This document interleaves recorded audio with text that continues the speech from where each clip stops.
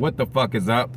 It is your West Coast Packer backer, Higher Point of View here to discuss the Super Bowl.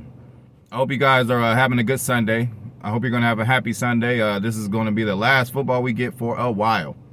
Shout out to everybody out there, all my folks. Shout out to some new folks out there. Matt Ogden, what's up, bro? Thank you for fucking with us. Thank you for tuning in, and we're going to keep it coming for you. Shout out to my boy Philip. The love is real. Trust. What's happening, man? Shout out to Texas, whole state of Texas. I fuck with y'all. I'll visit at some point, Time to start traveling. I never used to be interested in traveling at all, but, get a little older. You want to do some more shit. Excuse the California sunshine, but hopefully you see what I'm repping. I don't give a fuck. Every Sunday I'm wearing this no matter where I'm at. Y'all seen the Rams game I went to earlier this year at SoFi. I had on all Packer shit. So that's how we rocking. And we rocking with the, what was this shit called? Right here. It was called, what the fuck was that shit called? Purple. I forgot. Anyway. What that shit? It's going to hit me before the end of the video. So let's start this shit off. Super Bowl 56. And I ain't going nowhere because number one, traffic is a motherfucker out here. Number two, one thing about LA, Inglewood and surrounding cities, when there's like big, it's hot as fucking here too. When it's supposed to be the hottest Super Bowl ever today, but when big events happen over here, All-Star Game, Super Bowl, shit like that, first of all, it's a lot of traffic. It's a lot of traffic anyway. Secondly, the robbers is out. It is a real deal. Don't come out here flashing and flossing thinking you cool, you from out of town, you about to wear all kind of watches and flashing money out here. Don't do that because them boys is on you, man, for real. But on another note, let's talk about this motherfucking game, man. The game will be held at beautiful SoFi Stadium, again, which I told you I visited, and it's just it's a monster, man. And it's cool because it creeps up on you. It's actually the deepest stadium in the NFL as far as it's built underground from ground up. Like some stadiums you walk by and you just see a big establishment. And when you get inside, you start walking upstairs and all that shit to get to the stadium. This stadium, you actually go downstairs to get there. So it's just crazy. I grew up in the area, Inglewood over there. So like just to see something that massive there like that they created there, because that shit wasn't there when I was a kid. I'm sounding like an old head, an old motherfucker now. Back in my day, but for real, when I was in middle school, even going into high school, like wasn't nothing over there. It was Hollywood Park, which was a horse racetrack, when motherfuckers do their bets at. So yeah, it's just really it really warms my heart that a big event like that's coming to my city, and people always say LA. No, it's fucking Inglewood, okay? It's a difference, but whatever, we carry the LA banner because we just so close, we like a hop, skip, and a jump away. So that's that's what that's about. But let's get into the actual game, the X's and O's of this shit a little bit. To me, if you look at it all year long, it just seems like the Cincinnati Bengals got this Cinderella story to them. They want to put the glass slipper on, the underdog story, and they are carrying it well. Like, I would not be surprised if they won this game, okay? But I'm just going to go with the home team. This is the second time in NFL history that a home team is hosting the Super Bowl. And I kind of think it might be, it might be the same, because last year at Tampa, I really couldn't tell. But, it was a pro-Bucks crowd, obviously, so we'll see what happens. We don't know, sometimes SoFi, you see they let all them Niner fans in there. So I would like to see how the crowd turns out. If it's all blue, it's going to be a problem. But maybe it won't be a problem because Joe Burrow and company has they've done this all year long, man. So I looked at their schedule. Pretty much the toughest defensive team they played was the Tennessee Titans, who had a really good defense, and they actually beat them. So they played the Niners this year too. They lost in overtime to the Niners. They should have won that game. That's against another defense. So Joe Burrow is not he's not scared, or it's not something he hasn't done this year, is playing a very good defense. But I don't think he's playing the defense to the level of this one. So I'm just going to go over the key matchups and why I think the Rams are going to win. We're going to start off with the most important thing in the trenches, the defensive line, man. And first of all, the Bengals have showed all year that they You know, they struggle a little bit on the offensive line. They had 2 games where they gave up 5 or more sacks. That's a lot of sacks to, you know, give up in the game. And if they plan to give up that many sacks against this Rams team, it's going to be a different story. Because let's remember, even in this last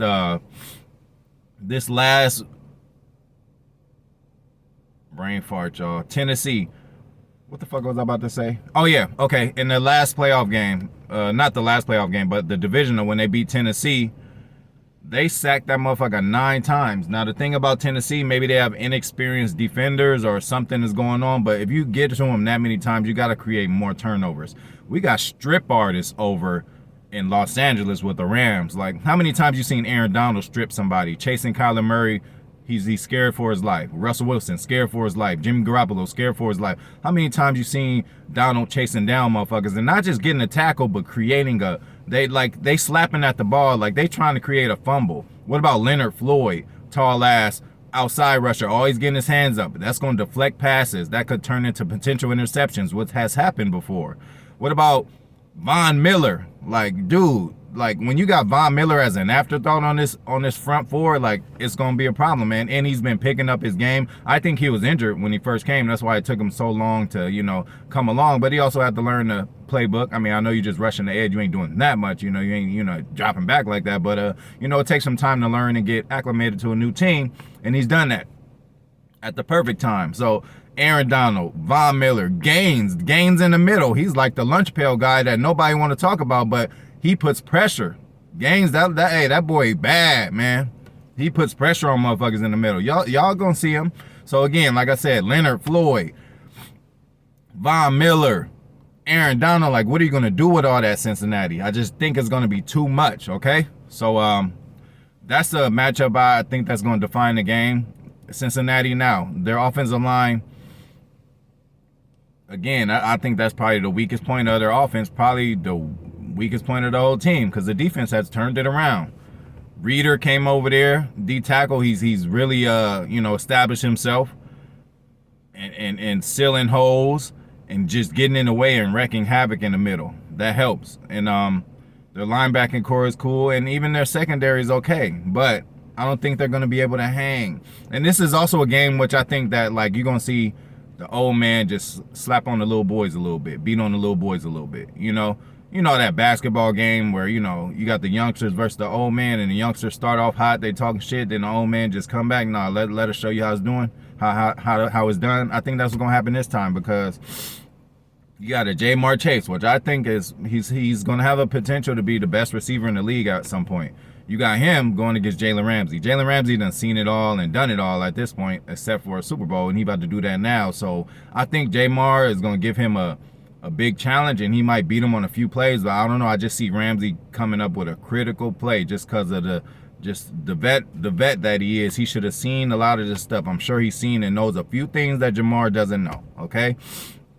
But we could flip it around the other way and say, oh, the Bengals are that young team who just don't know better. They don't know no better. They so young, they so good, like they're just good. They don't know how much pressure is on them right now because they just don't know any better. That could be true, and it seems like that's what they're doing because they beat on everybody. It took our Packers overtime and 5 missed Mason Crosby field goals, you know, to beat them. So I knew how tough they were. And that was early in the year. They ended up getting better. So again, they got that Cinderella thing about them, Cincinnati Bengals. Again, I would not be surprised and shocked if they won, but again, the Rams to me is just a better team overall. Let's go to quarterback, Matt Stafford versus Joe Burrow. I mean, they pretty even as far as skill in the year they had. Like, you know, they're pretty even, but you got to think that Stafford is he should be well more prepared for this game. He's prepared for way many more games than Joe.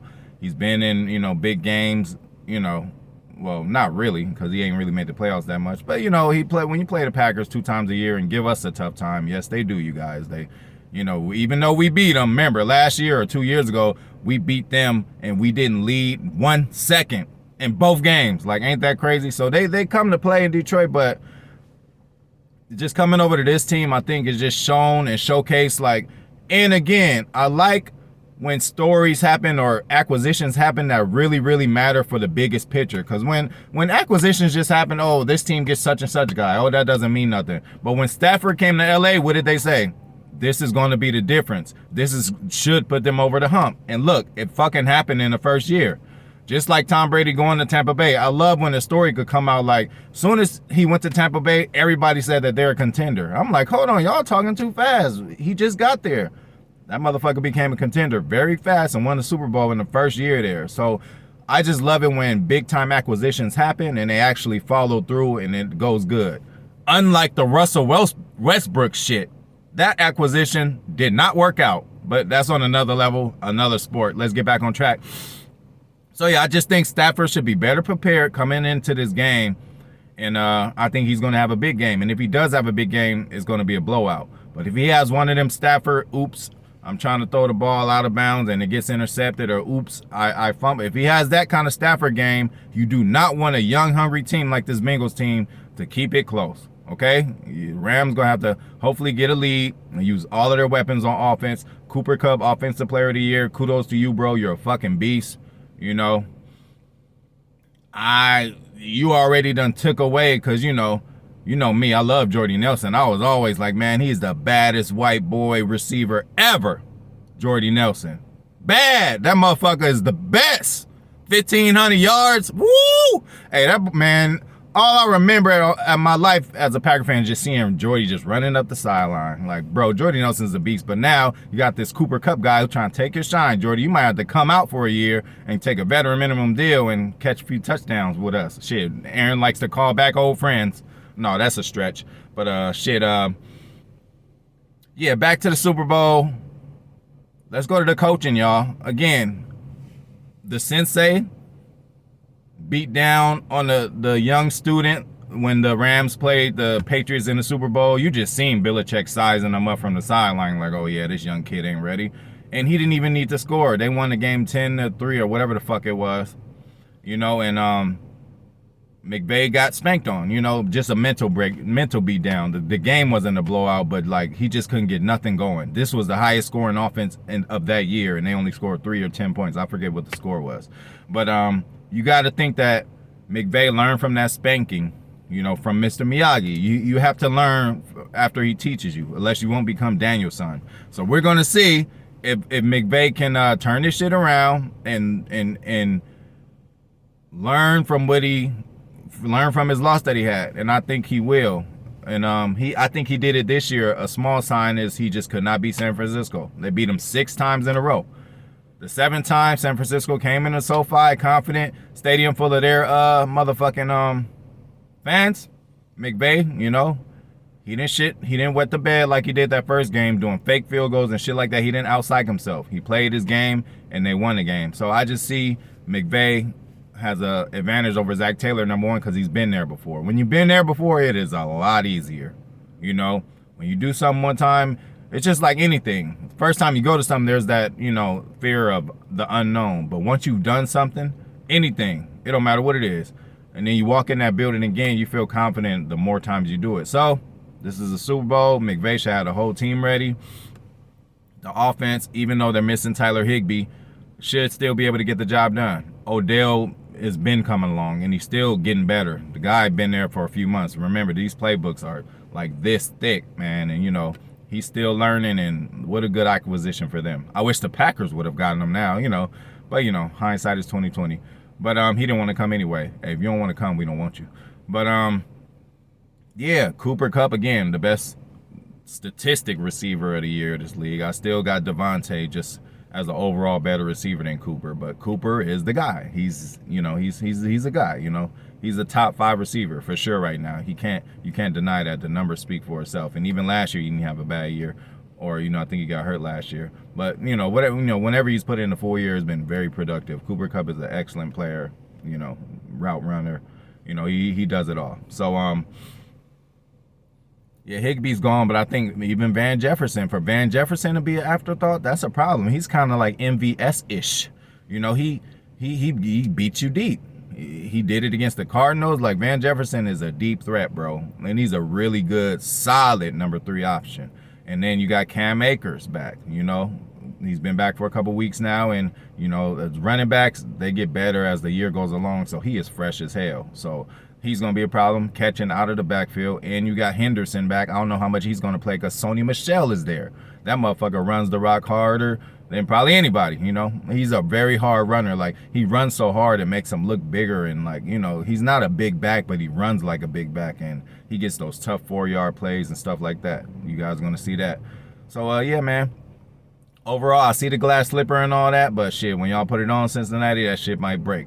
Now, as far as the impact, I think I already picked the Rams, so that's my pick. And let's get interactive. Tell me who the fuck y'all got. If y'all see this video in time, pick a team, put it in the motherfucking comments, like that shit too. But pick a team, stand on what you talking about. I'll pick the Rams. Let's see who y'all picking. Let's see if y'all gonna be right. But yeah, man. I lost my train of thought again. Hey, this. Oh, purple gas. That's what the shit is. I told y'all it was going to come back to me.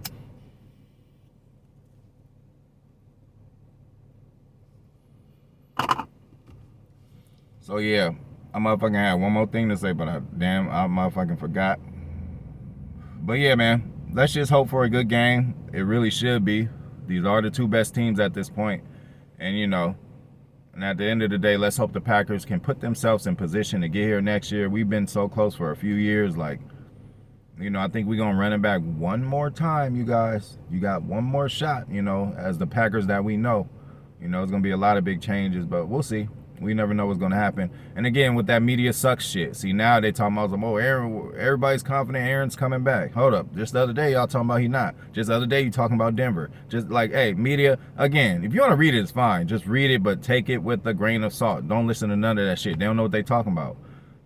As more time goes by, yes, more information does come out, and that helps them out, but some of y'all already contradicted yourself, talking about he's going to Denver, talking about he's going to Tennessee. Now, he has a strong chance he's coming back to Green Bay. Duh, that's the better situation, man. I don't give a fuck. Right now, Green Bay better than Tennessee. And I don't give a fuck. Right now, Green Bay better than Denver. The situations are better. The players around are better. The coaching staffs are better. Even though Denver is going to be mini Green Bay in a little bit. So, we don't know how that's going to go. But, yeah, enjoy the game out there, y'all, But, yeah, let me know what the fuck y'all think. And I'm going to end it with that. Have a good motherfucking day, y'all.